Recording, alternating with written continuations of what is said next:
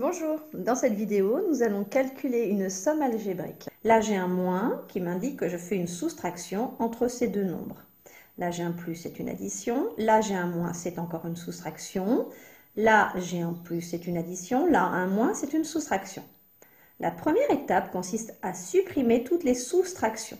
Pour soustraire un nombre relatif, j'ajoute son opposé. Je vais donc transformer toutes les soustractions en addition. Je vais ajouter l'opposé du nombre relatif. Donc je réécris A1 est égal à mon nombre plus 1, le moins de ma soustraction, je le transforme en plus d'une addition, et ensuite le nombre relatif plus 10 que je devais retrancher ici, puisque finalement je vais ajouter, je vais ajouter non pas plus 10, mais son opposé. Je vais donc ajouter l'opposé de plus 10 qui est moins 10. Je continue, le plus de l'addition je le laisse. Le nombre que j'ajoute c'est le relatif plus 3, je le laisse. Ensuite, j'ai de nouveau une soustraction. Je vais donc la transformer en addition. Le moins va devenir un plus. Et au lieu de soustraire plus 7, je vais ajouter son opposé. Donc, je vais ajouter moins 7. Je vais donc noter plus et le nombre opposé, moins 7. L'addition, je la laisse, plus 4, je le laisse aussi, donc j'aurai plus 4. Et ensuite la dernière, ici je soustrais moins 5, et bien au lieu de soustraire moins 5, je vais ajouter son opposé. Je transforme donc le moins en plus. Et ensuite le nombre relatif moins 5, je vais chercher son opposé. C'est égal à plus 5, et je le note entre parenthèses. J'ai à présent une succession d'additions, je n'ai plus de soustraction. La deuxième étape, j'ai le choix. Soit je calcule de gauche à droite en prenant à chaque fois deux relatifs que j'additionne, c'est-à-dire plus 1 plus moins 10, ça me donnera moins 9. Ensuite, le moins 9, je l'additionnerai avec plus 3.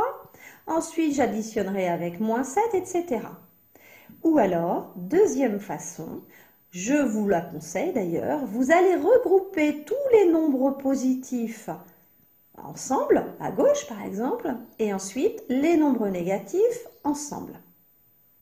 Je réécris A1 égale, mon plus 1, je le laisse ici, plus le moins 10, j'attends puisque c'est un nombre négatif. Plus 3, je vais le noter.